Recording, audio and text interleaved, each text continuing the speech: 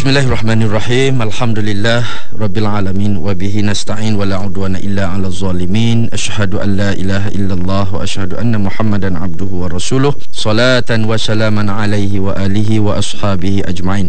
Tuan-tuan dan puan-puan sidang pendengar yang dikasihi sekalian, seperti biasa kita harapkan hari ini lebih baik daripada hari semalam. Kita yang menentukan diri kita untuk bahagia, untuk lebih baik ataupun untuk jadi lebih tak baik. Tuan-tuan dan puan-puan, saudara-saudari, bila kita amati dalam hidup kita, kita selalu selepas kita tersilap mengambil tindakan, baru kita menyesal. Orang tua-tua kita dia kata terantuk baru tengadah, lebih kurang. Jadi kita nak elakkan daripada tu. Jadi kita ambil langkah lebih awal. Kita cuba kena strategikan tindakan kita tu supaya betul. Memanglah kita akan kata kita kadang-kadang kita tak boleh nak gembirakan semua orang, betul ya.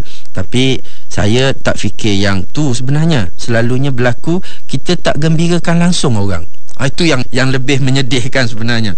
Kita nak buat yang kita gembira je. Kadang-kadang kita nak gembirakan orang dengan cara yang kita gembira, dan orang tu tak gembira. Kita ramai kalau dalam konteks pelajar, ramai yang jumpa saya, dia kata, "Ustaz, macam mana Ustaz cara kita nak tegur kawan saya ni? Dia memang jenis tak suka tutup aurat, dia selalu pergi dating tak ke mana-mana." Dia kata, "Macam mana nak tegur Ustaz? Saya dah tegur macam-macam tak jadi." Saya kata, "Macam mana kita tegur dia?" "Yelah, saya cakap lah kat dia, berdosa, tak baik buat macam tu, kita kena." Ya, itu betul. Cara. Saya bagi contoh Ini mungkin saya yang lepas macam fokus lelaki dengan perempuan dalam konteks membina hubungan yang positif. InsyaAllah yang akan datang ni dia lebih besar. Macam mana cara nak dakwah, tapi saya guna perkataan santai tapi sampai. Santai tapi sampai. Kalau santai tak sampai-sampai pun tak guna. Bila saya cakap kat situ, saya bagi contoh. Saya kata dakwah dia bukan boleh tegur 1 minit terus berubah satu. Yang kedua, kita tak boleh tegur dia cara kita. Saya selalu cerita dekat anak-anak murid saya. Dulu masa mula-mula saya mengajar, saya jaga asrama. Tempat asrama saya tu dia hantar pelajar-pelajar bermasalah. Ada satu kes, pelajar ni dia tak berapa suka berkawan dengan orang. Macam mana kita nak ubah orang, nak didik, nak tegur dia supaya dia berubah jadi lebih baik? Pelajar ni dia cakap dia memang sangat lembut. Dan itu kelebihan dia. Sebab kita kena kenal, semua orang ada kelebihan dan kekurangan masing-masing. So saya duduk berkenalan dengan dia, dan saya pelajar-pelajar perempuan, saya sangat appreciate apa yang dia ada, kelebihan dia. Dia bercakap lembut, dia tak marah orang. Bila kita nasihat, kita tegur, dia tak pernah lawan, cuma dia tak ikut. Itu masalah dia. Masalah dia ialah dia tak ikut. Dia kawan-kawan dia ni nak marah pasal selalu tegur, tak ikut lah. Saya kata yang tak ikut tu satu, memang tak berapa baik. Kita nak ubah yang tu lah. Tapi yang baik dia, kita kena appreciate. Saya selalu cakap dekat pelajar ni, saya kata saya tertarik sangat dengan peribadi, dengan sikap dia. Cakap lembut. Saya sebelum ni saya cakap, kadang-kadang saya cakap kasar, saya cakap kuat. Saya tak nak dah cakap macam tu. Saya pun nak jadi macam awak, saya kata. Dan dia appreciate bila kita cakap apa-apa. Terima kasih Ustaz. Suka saya dengar Ustaz bila nasihat kat saya, walaupun dia tak ikut. Tapi saya kata, saya ada student, tapi student saya kadang-kadang bila saya nasihat, dia buat muka, dia tak buat apa-apa tindak balas. Ada juga kan kadang-kadang. Ataupun susahlah sebenarnya nak cari yang terima kasih, terharu bagi nasihat. Tapi mungkin itu kelebihan masing-masing. Dan saya suka cara dia tu, sehingga kan saya kata awak banyak ajar saya. Saya nak berubah jadi macam awak. Saya tak nak marah orang lah macam ni.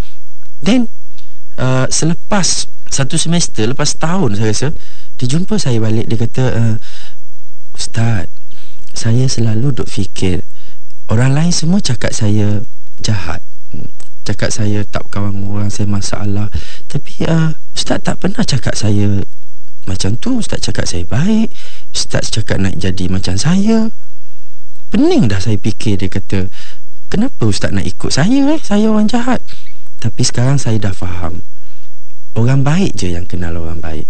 Dan dia kata, Ustaz ajar saya nak jadi macam Ustaz juga. This is dakwah. Ini dakwah. Ya, kadang-kadang dia macam-macam cara lah kan. Kadang-kadang ada kawan kita yang kita boleh tegur sekali terus. Saya selalu sebut kefahaman kita tentang macam mana nak hidup bersama dengan orang ni. Contoh mudah yang selalu orang sebut, hadis tentang marra'a minkum munkara falyughayyirhu biyadihi fa illam yastati' fa bilisanihi wa illam yastati' fa biqalbihi wa dhalika dhaful iman. Kalau kita nak tegur orang buat benda tak baik, kita tegur dengan tangan. Lepas tu kalau tak boleh dengan mulut, tak boleh dengan hati. Baik. Selalu orang bagi contoh, kalau kawan kita ataupun kita nampak kemungkaran, kita pergi marah. Itu dengan mulut nama dia. Baik.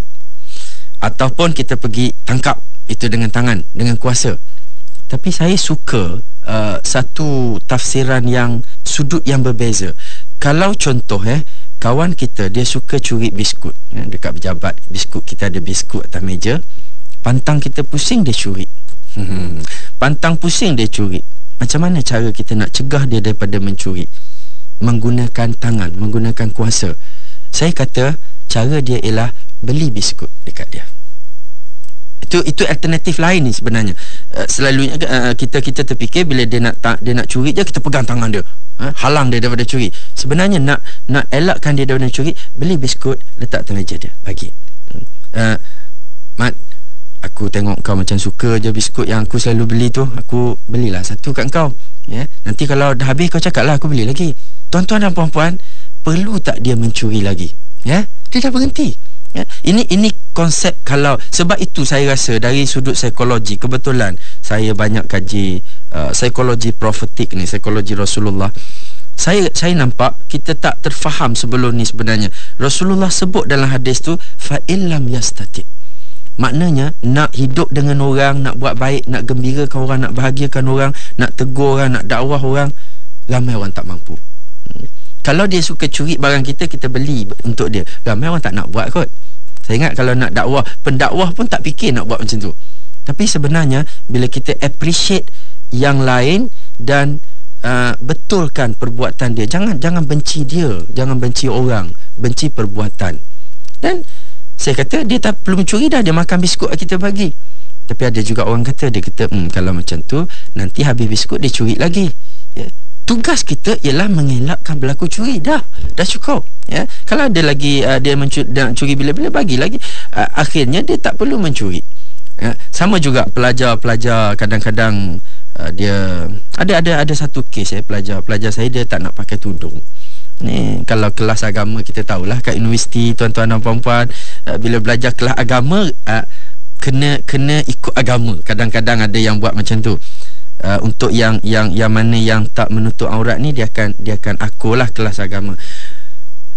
Sebenarnya tak semacam tu, kita yang salah faham. Apa yang kita belajar pun semua kelas agama sebenarnya, semua ikut Islam. Jadi satu ketika bila pelajar saya ni dia tak nak pakai tudung, saya kata, dia tanya saya, boleh tak nak masuk kelas tak nak pakai tudung? Saya kata masuk kelas boleh. Sebab ini yang kita sasaran nak dakwah pun. Jadi dia masuk. Hujung semester dia tanya saya, dia dapat A, saya tak silap saya. Dia tanya saya, dia kata, Ustaz, saya masuk kelas Ustaz tak pakai tudung, Ustaz tak marah? Saya kata, bukan, kenapa saya nak marah? Saya nak awak dengar. Masuk kelas at least dengar macam mana cara nak berubah, macam apa yang kita kena buat. Tapi Ustaz memang tak marah saya tak pakai tudung, dia kata. Saya kata, awak tak pernah tanya pun. Tak pernah pun awak tanya saya marah ke tak pakai tudung. Tak pakai tudung saya marah. Tak pakai tudung, bukan awak. Saya tak marah kat awak. Saya tak marah kat pakai tudung. Tak pakai tudung. Tapi kalau awak tanya nak masuk kelas, saya akan kata boleh lah. Unless awak tanya nak masuk syurga, tu panjang cerita dia, saya kata.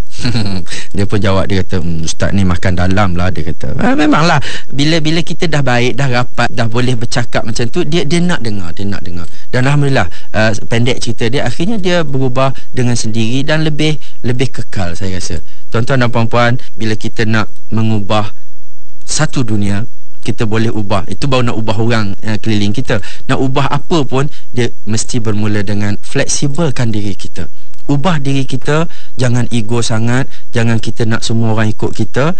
Banyak kaedah, banyak cara. Dan kalau dengan cara kita memahami apa yang pasangan kita bahagiakan orang, kita akan dapat, kita akan menang. Jadi InsyaAllah kita dapat pertingkatkan diri kita sikit sebanyak. Ada masa bila-bila kita sambung cerita pasal perubahan-perubahan yang lain lagi, bagaimana kita nak mendekati seluruh kehidupan dalam hidup kita supaya menjadi indah. Macam biasa, jangan ambil hati yang tersilap, yang terkasar. Kita ambil yang memberi manfaat pada kita. Wabillahi taufiq wal hidayah. Wassalamualaikum warahmatullahi wabarakatuh.